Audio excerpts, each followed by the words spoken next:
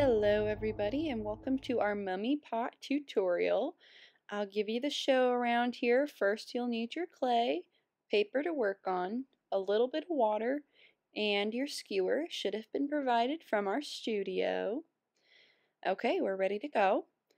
So to start with our mummy pot, we do want a nice ball of clay. I like to smooth out any cracks I might see. It should have been pretty good to go though once you got it from the studio. Just take a second, make sure she looks real pretty. Okay, when we're ready, we are going to take a small chunk off from our clay. This we're going to save for later. There you can see it's not very big, just maybe like, a sixth of the clay. Don't think too hard about it, just twist a small chunk off. Get it back to our ball form so we are ready to start our pinch pot. If you haven't done a pinch pot before, they are super easy and super fun, so no worries there. We're going to go through it together.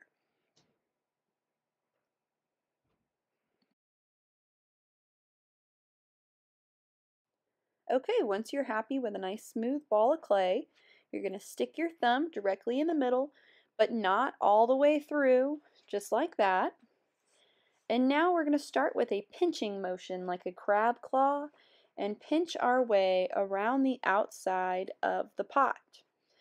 Now, when you're pinching, you don't want to pinch outward, you want to pinch and pull up or away from that base that you've created. The reason we want to do this is we want to try and make our pot taller, not wider. It's easy for it to get out of hand and all of a sudden you've got a really wide bowl instead of a pot. Once you've kind of got a pot shape going, go ahead and flatten it out on the surface you're working from, so then you have a nice base to work from and you can actually just set it down on the table and continue to pinch and pull upwards. We don't want the clay to be super thin because the thinner it is, the more easily it can crack and tear. But we do want it to be thin enough that the clay is able to dry out. If it's too thick, then all of a sudden that moisture is going to get trapped in there and it's much harder for it to dry completely. While I'm working, I also like to smooth as I go. Smoothing your clay is what makes a good project great. It's kind of the boring bit as far as the clay goes, or the therapeutic bit, whatever avenue you might take. But either way, it is something that needs to be done for a project to look fantastic. I smooth out the insides and the edges, of course. Just make it really nice and unison. The inside I like to do a standard swooping motion and then I occasionally pinch it if I notice that there's a really thick area. You can't quite see in the video, but as you're working you'll definitely be able to tell there are certain areas of your pot that are much thicker and certain areas that are way thinner. It's best to just leave the thin areas alone and focus on the thick parts. Here I got pretty happy with the size of my pot. It's not massive. It's like, a cute little key holder or succulent pot maybe. But I'm working on the sides. As I mentioned before, smoothing the clay is what makes a good project great. So the same goes for the side of the planter. I am being very gentle as I hold it because I don't want to morph my sides. I want it to remain in that nice cylinder shape. So careful not to bend your pot, or I definitely would not suggest laying it on its side because then it's going to kind of start to sag and can even crack. But if you just gently hold it and turn as you need to, it's much easier. Then you can also control, hey, this side's a little lower than the other side. I can pinch it up just a little bit more or use my fingers to stretch it as I smooth. Just get a good feel for the clay. While smoothing, I also take an opportunity to cup my hands around the top of my pot. Remember, I don't want it to be super wide. I want it more straight up and down. But when I did that, there was a clear ruffle. You can see it right there. I went ahead and just folded the ruffle in on itself and then smoothed it out. This makes the top rim of my pot a little bit smaller because it was starting to stretch out a little bit too much for my taste. You can do that periodically throughout your smoothing process just because, the more you touch it and the more you work with it, of course, it's going to stretch out a little bit. So these little tips and tricks can just be lifesavers into getting your pot back on track. You'll notice I haven't touched the water yet at all. That is because water is tempting because it can make it so that your project is easy to smooth out and it just feels a little bit better. However, using water does make the clay heavier and a little sloppier. So making a pot like this, if you start using water, it's going to get messy so super fast. Your sides are not going to want to stand up on their own. They need to be a little bit more on the dry side so that the clay is nice and stiff whenever you're working with it. Soft enough to mold, but firm enough that it will actually keep its shape. Now I'm just taking a second and smoothing out the bottom. I'm making sure it's kind of nice and flat down there so there isn't some huge like hill laying in the bottom, so then there's a really right thick half, or vice versa. I'm trying to make it as even and uniform as possible. Okay. Okay, she's looking pretty good. I'm just going to do some final smooth outs. Okay, we are just about ready to turn our ordinary old pot into a funny mummy. So once you are happy with your general shape, you want to pick up your skewer, check this bad boy out, and we're going to roll it on the side of our pot. I'm not going to use it to draw. Check this out. I use the side of it and I apply light pressure and I roll it along the side of my pot. I'm also not going at a straight angle. I'll show you in just a moment. Check it out. There it is. You can see that indent. It's kind of soft. All right. And what this does is it makes it so that we don't necessarily put these huge scratches or divots in the side of our pot, making it too weak, because I don't want to accidentally poke a hole through it. I just want to add the idea of these kind of mummy wrappings.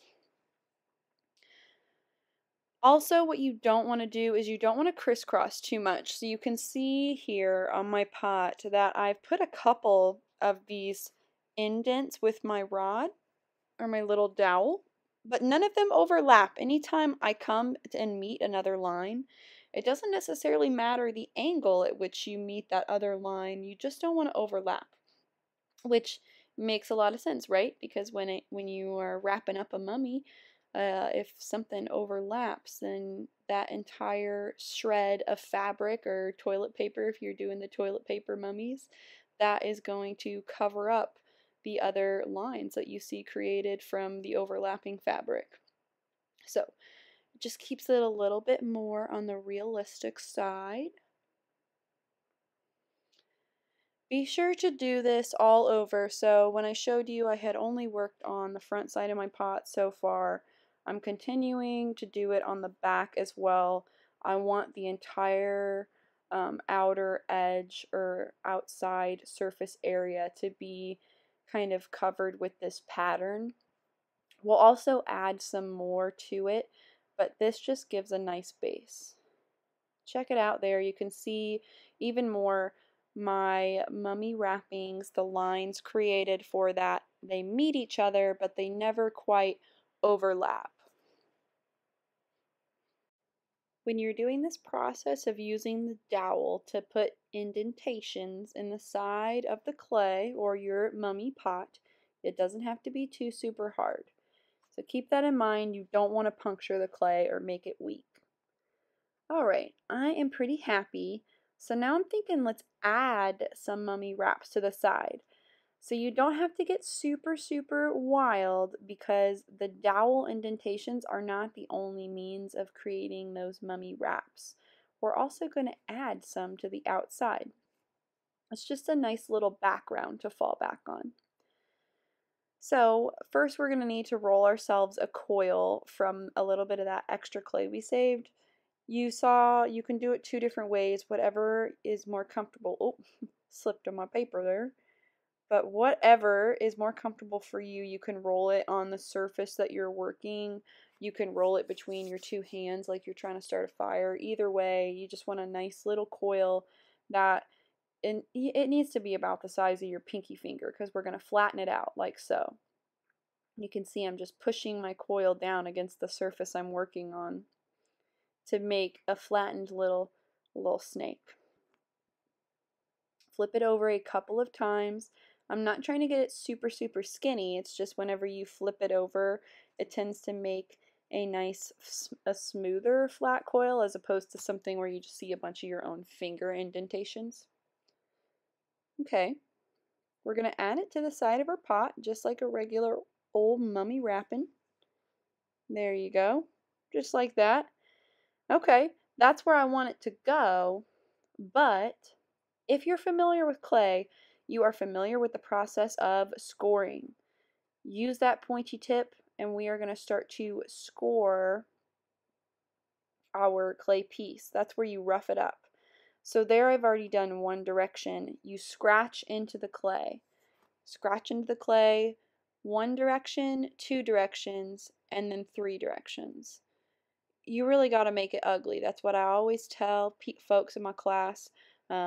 Young kids and adults, just make it ugly. Think of it like clay Velcro. You have to have both sides of that texture in order for the Velcro to work. Same for clay. We need to create a lot of texture on this piece, but then we also have to add that clay scoring or clay Velcro to the pot itself where it's going to attach. Okay, so now that I've done three different directions of that hatching motion on my actual coil, I have to do it on the side of my pot where the coil is going to set and adhere. So keep doing those hatching motions. It might be easiest for you. You can start, like if you don't know where you want your coil to go or you were unsure, start with a more horizontal line. Draw yourself that small line to kind of guide you, and then hatch along that line. Either way, you just need to really make sure that anywhere you are attaching your coil piece or your little mummy fabric piece, that it is in fact scored. The reason you have to do this is because if you skip the scoring step, I promise your project is going to fall apart. So when you're adding clay and you're ready to finally attach the pieces, you've done all the scoring, you add a tiny bit of water. This is where that water comes into play. You notice there I literally dipped my finger in the water and I let the little droplets from my finger go into the scored piece. That's it. Nothing crazy. It was just like finger, drop, drop, finger, drop, drop. And then when we're ready to put it on, you can't just lay it on there. You do have to kind of, apply a little pressure, kind of pinch it on. Make sure she's glued on there real good. Perfect. And I always like to do a little bit of smoothing at the end or blending. So just kind of drag that finger and blend that seam together. With scoring and blending, you can't go wrong. Your project should stay together. Because again, if you do not score, it might seem like your pieces are stuck today because wet clay does like to stick to itself. But if you don't score whenever we fire it, we're going to fire it all one piece and then all of a sudden there's going to be all your other extra pieces that should have been scored sitting down around on the floor of the kiln beside it instead of attached to your project. So don't let the clay trick you, because sometimes it'll trick you into thinking that it attaches all by itself and you don't need that scoring. I'm making another coil here because I'm doing more mummy wraps, and I added a little water. Because this smaller chunk of clay has been sitting out to the side while we were making our pot, it has dried out a little bit more. So if you're rolling out that coil and you notice, it's starting to crack more than it's starting to work with me, you can give it just a little bit of moisture. I mean, don't get wild. Don't dunk it in the bowl of water or nothing like that, but you can put a little bit of the water on your fingers and kind of run it over the clay coil. Again, we're going to flatten this guy out so that it's a nice little mummy wrapping.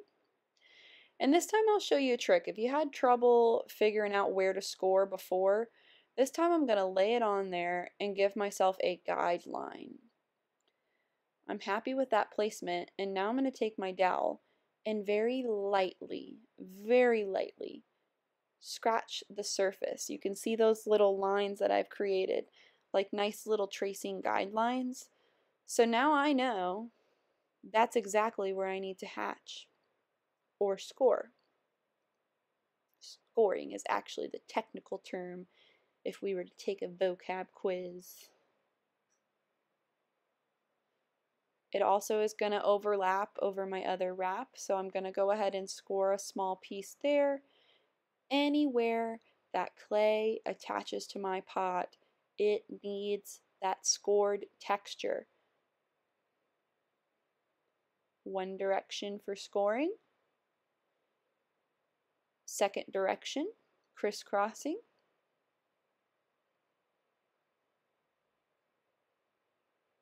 And a third direction. Three directions, that's always the way to go. That's how you know you done scored well enough. It never hurts to do more because the uglier it is, the safer it's going to be whenever you're attaching it on there. But 3 is that magic number. If you try to skimp out and only do 1 or 2 different directions, then it is too uniform. It might not stick on there. So play it safe. Okay, I'm pushing it on there. I'm not just laying it. Give it a little bit of pressure. Make sure it's stuck down. There's a little bit here I didn't score far enough, so I'm going to go ahead and take my dowel. Score a couple different directions. I always do 3. Check that out. I didn't skimp. And push it down. There's a few areas where some of my score marks went outside of where my actual wrapping landed. That's fine. Just take a second and smooth those areas out with your finger or your dowel or whatever tool you have. But you know, make it clay is so forgiving. Just work with it until you're happy. If there are some areas, if you want your pot to be smoother than mine, by all means, absolutely take that time, smooth it out. So we're getting down to our last little bits of clay. You'll see I put a very small chunk to the side.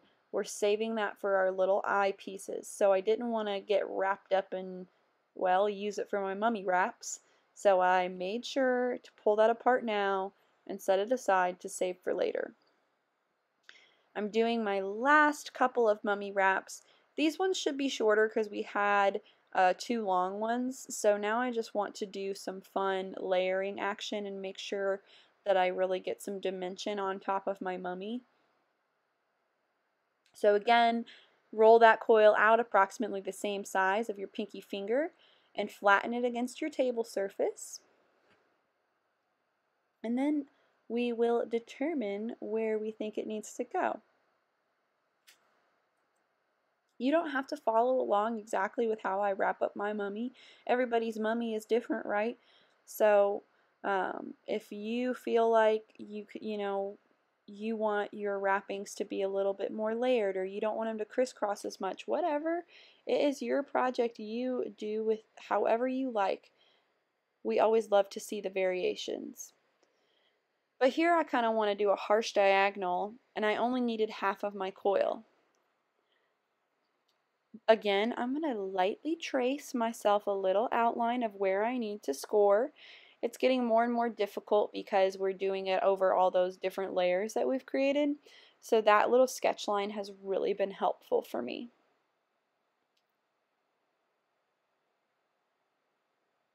Score, score, score. Rough it up, otherwise it will not stick. Always do that third direction, don't skimp.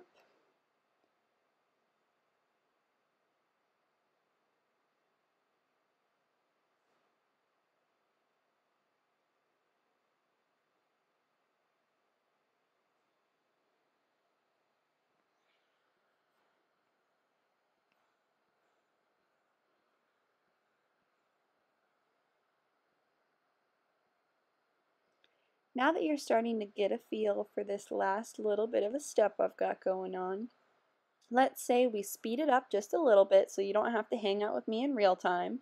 No worries, this is just a video. Y'all can hit pause anytime you need me to slow down.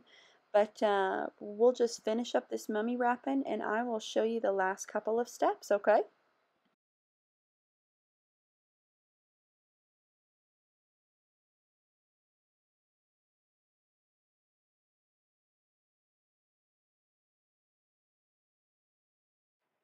You probably notice as I go, I do a little bit of smoothing along the way.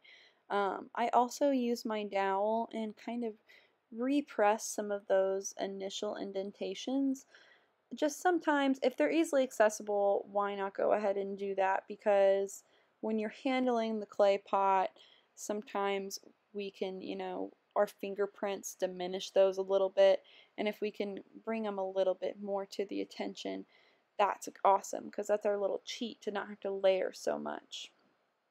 There I was just showing that I am using that blunt end of the dowel. So if you do kind of redraw, trace, or help those indentations that we did with the side of the dowel, make sure you can kind of try and draw them or scrape them out, but never use the pointy end. Otherwise you'll get more of these harsh scratches as opposed to these nice smooth indentations.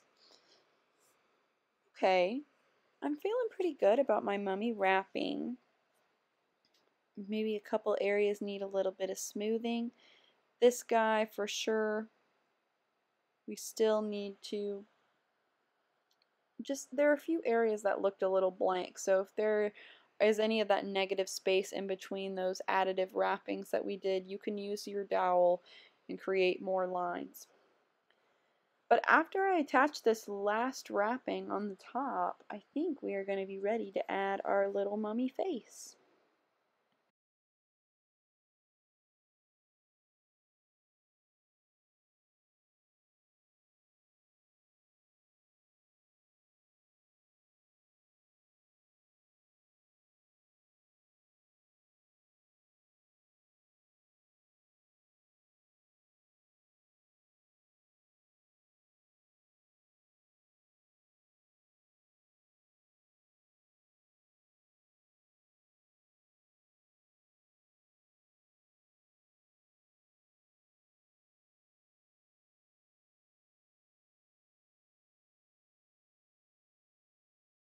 Okay, we are just about there. I'm getting pretty happy with my pot. You'll notice I've been using my dowels and my fingers to smooth things out, get in those little cracks if there were any, little bits of lodged clay that I was unhappy with. Utilize your tools, however, if you've seen any of my previous videos, you'll know I am a fan of using whatever I've got around that's helpful. A butter knife, a bobby pin, I've used it all, folks, for these videos even. I'm happy with my mummy, and I've picked a side that I want to put my face on. Before I go attaching pieces for the face, I'm going to lightly kind of draw where I want them to go, just to make sure that I'm happy with it. It might be pretty tough to see, but I've lightly drawn two small eyes and then just a simple smile for the mouth. We'll jazz it up a little bit when we get there, but for now, I just need to know the placement. Split that leftover clay in half. It should be just perfect for two small balls of clay. You want them approximately the same size, but I personally don't stress about them being exact. But also I'm a big fan of the kooky one eye is maybe a little bigger and one is smaller. If you want them exact, this is the time to make sure that you've got the same size when you're rolling them into the ball. But after you have them in the ball and you're happy with them, you squeeze them between your thumb and finger and you make a little pancake out of it. I put a little bit of water on my ball of clay before I did this. And again, that's just because that small little bit of clay has been sitting over there for so long while we've been working on our pot. It might have been at risk of cracking. So if you experience any cracking, just re-wet the clay a little bit and roll it into that ball. Make sure it's good and moist and malleable. And then you can squish them into little pancakes and it should be no big deal. If the cracks are small enough, sometimes they just barely form on the ends or the rims of your small circle pancakes. Then you can just smooth that out with your finger like you've done anything else on your pot. Just like everything else, I need to score exactly where those little pieces are gonna go. So remember, I kind of sketched out those areas on the face. So I'm just scoring directly in those little sketched out templates I've made for myself. Score, score, score. If you don't score in 3 different directions, it is gonna fall right on off. 1 finger dip in the bowl of water for 1 drop on my scored area, and that is plenty of moisture to get it to adhere. Okay, there's 1 little eye saucer. I already scored the other area. I went ahead and scored both small circle areas on the pot. And now this guy should be ready. Okay. See, there we go. The right eye is a little bit bigger. That just makes me giggle. I love that.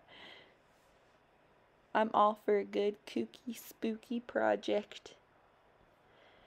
Now I'm going to fix up the mouth a little bit. I'm using the blunt end, not the pointy end, the blunt end, to make a nice little divot and just make that smile mark a little bit fatter, a little more visible. I used the blunt end for this smile because I'm going to add some smaller details to the mouth. I'm going to make some kind of stitching with the pointy end. I think of it, I guess, like stitching because a mummy is wrapped up, but also this is like, you know, some simple skeleton faces, like a Jack Skellington smile on your little mummy. And what we're going to do is we're going to certainly, you know, antique that area a little bit so that we have some black that fills up that little stitched smile, and paint those eye saucers black. And the rest of your mummy will be a fun off-white color, just like in our advertised photos. If you want to paint your mummy yourself, that is totally okay. Just be sure to let a store associate know when you come in so we can properly mark your sheet. If you want for it to look just like the advertisement that was for our little party kits, then we will be glad to do that for you. That's just the default. So if you don't tell us you want to paint it, we're going to go ahead and add that coat for you. Don't forget a name on the bottom. We're going to have lots of mummies coming in, so we need to know who did what. But yeah, I mean, our little mummy is done. I think he's so cute. I'm excited to see him fired, and I can't wait to see all of your little funny mummies that come in. And thanks for hanging out with me and doing this video. I can't wait to see your projects.